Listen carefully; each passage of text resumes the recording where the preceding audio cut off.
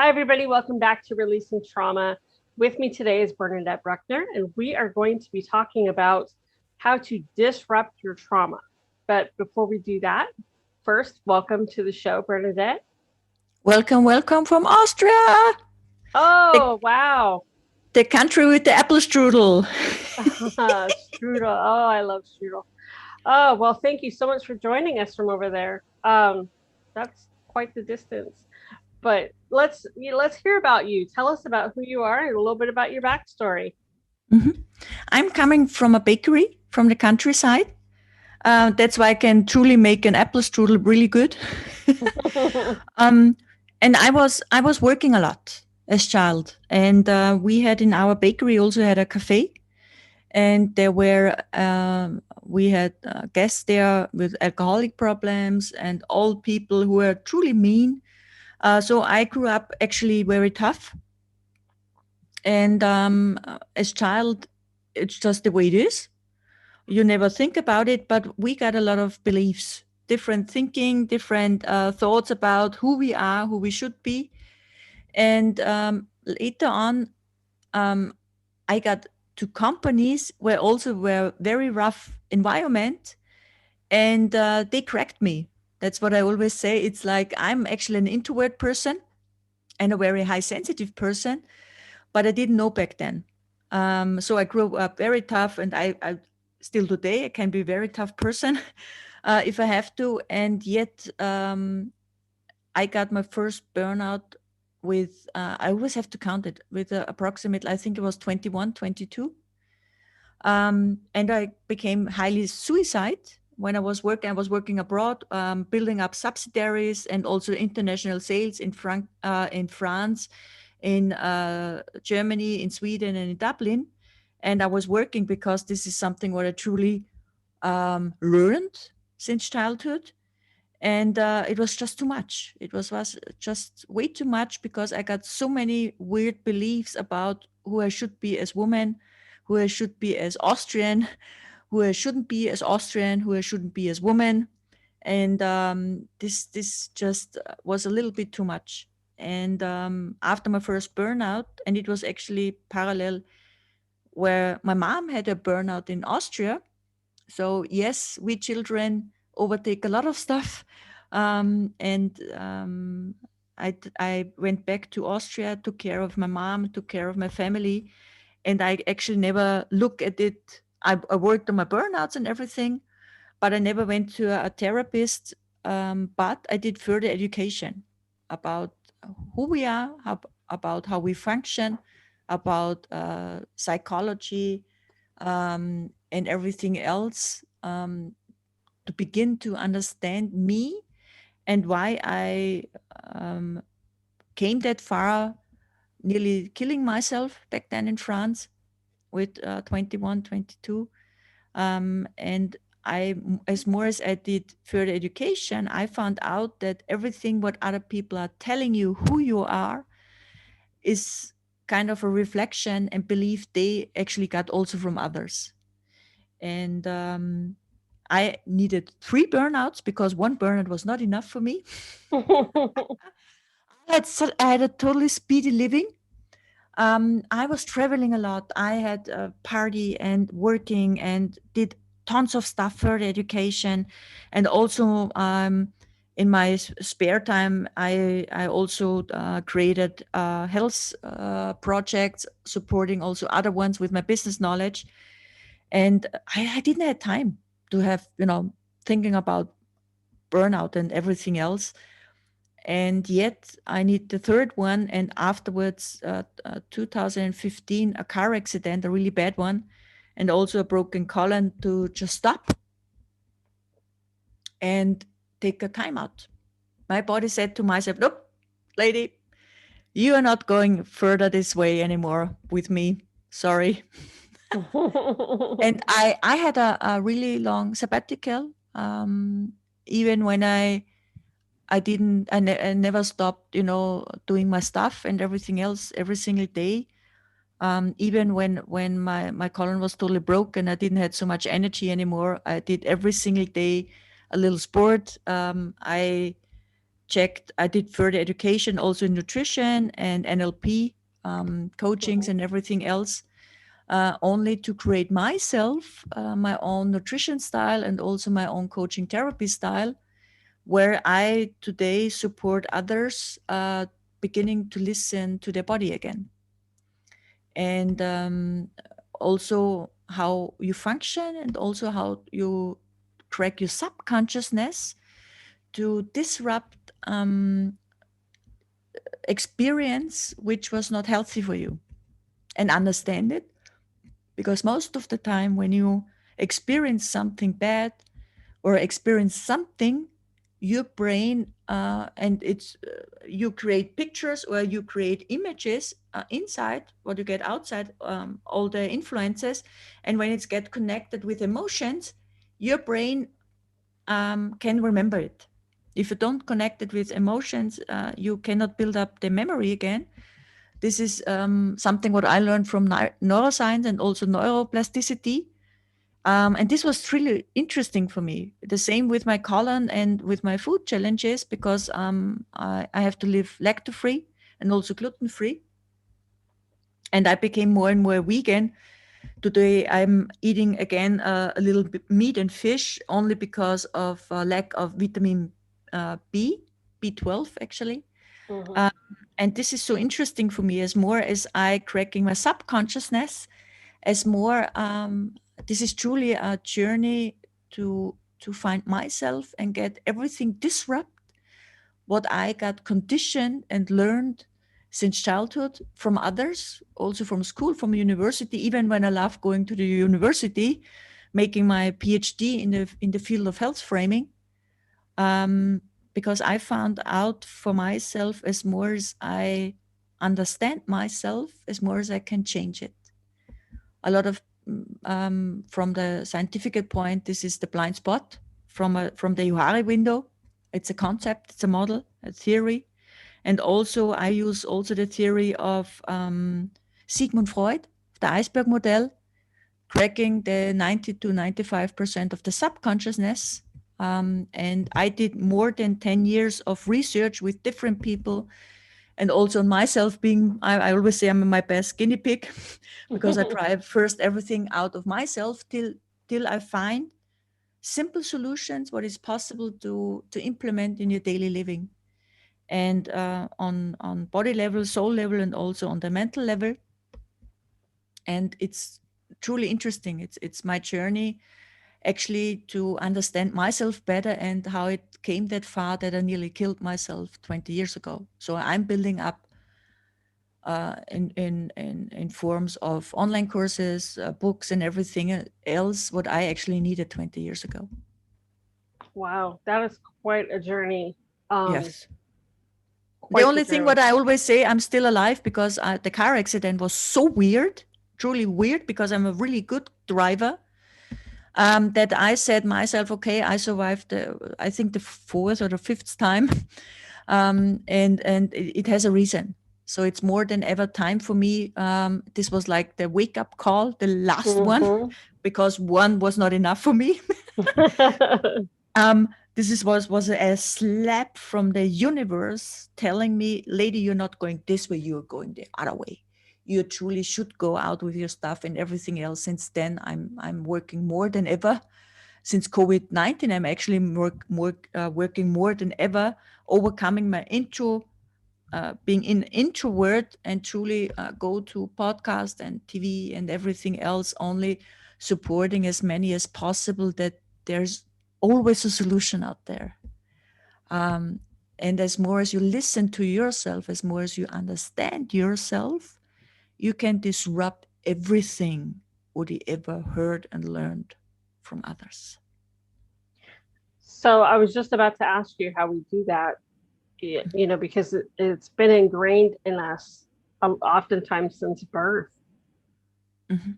How do we even go about first finding out what that is that we need to disrupt? I ask so many people, who are you without your filters you got conditioned and trained since childhood? Because if you take the concept of Jean Piaget, he was a development scientist. We learned the first 5 to 7 years, we cannot separate who we are and who are the other ones. So they are actually in the we, what many grown-ups want to be again, being aligned with the universe, with all the other ones. And it always depends on what you believe, and think of is right. But children cannot distinguish. And this is so, everything what you learn, everything what you hear, positive as negative, they take it as granted and take it as themselves. Mhm. And everybody of us knows, or many of us know the feeling when someone is in pain, we want to, as children, want to take away the pain. And we would just want to have fun as child and have a good time and being loved, being cared. And yet life sometimes treated us differently. And this creates for us a picture or a frame of how the world is function and what is actually real. And yet they are only concepts from others who are telling us what's real. So it always depends who is influencing us. It's religion, it's the country, it's the mentality, it's the environment where you grow up. Also the media, of course, more than ever, actually. Mhm. Um, like I don't want, this year I become 45. So I always say I'm an old person, old generation. And we, for example, didn't have internet when I was a child. And I Right. even was talking today with another person, and I don't want to say it was just easier for us because we didn't have so many decisions, so many freedoms, so many influences than the children have today. And this is, but it was just different. I grew up in a country where slapping was, social. And also it always depends how you define education for yourself, and how you grew up. This is something, there are concepts what we actually learn from our ancestors, from our parents, grandparents, and everybody who is influencing us on the way of our when we grow up. And I want to invite everybody, just write down for yourself concepts or beliefs or values you got from your parents, grandparents, also teachers, or people who truly influenced you in your way of growing up. And most of the hurdles, most of the challenges, what we have today, actually originate from the childhood.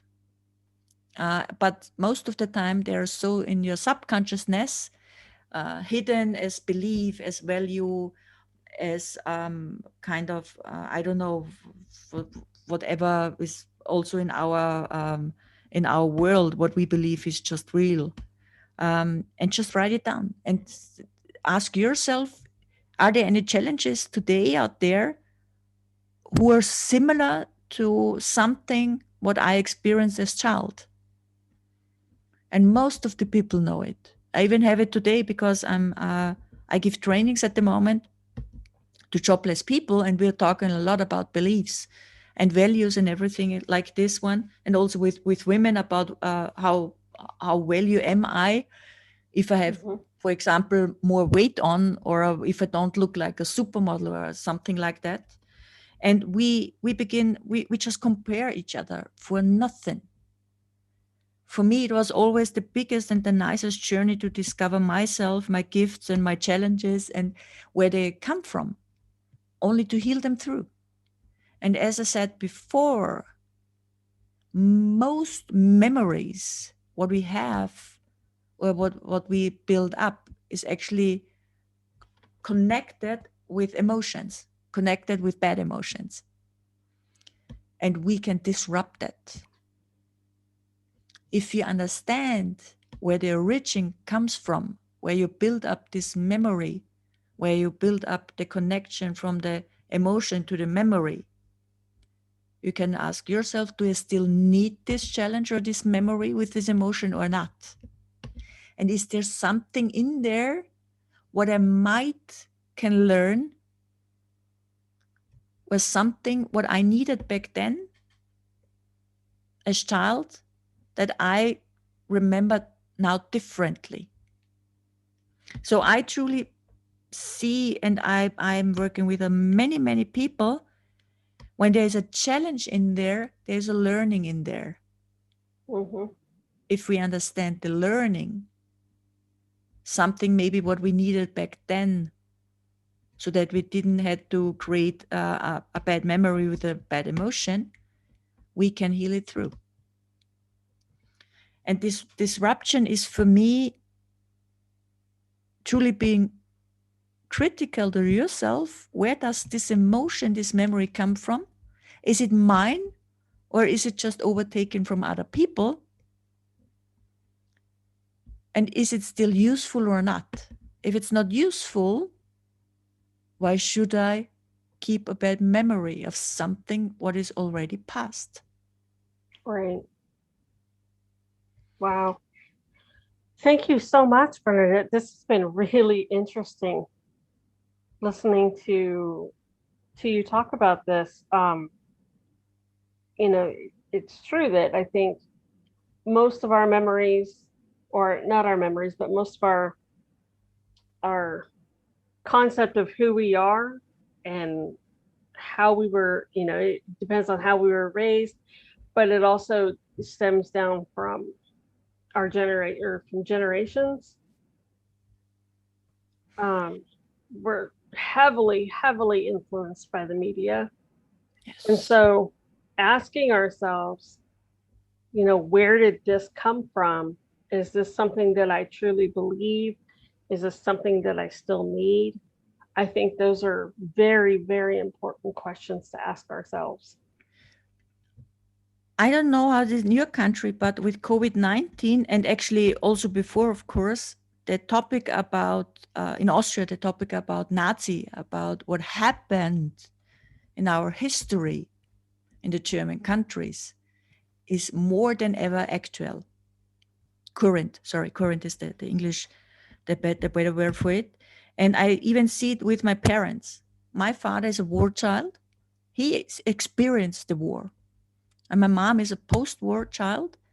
And yet a lot of topics, what happened back then with her and with my father and with my grandparents who are not alive anymore, and also their grandparents, these topics are still in our system, and because they get values, they Mhm. overtake it from the parents, they overtake it from their parents, they overtake it, and so we are actually carrying beliefs and values from our ancestors.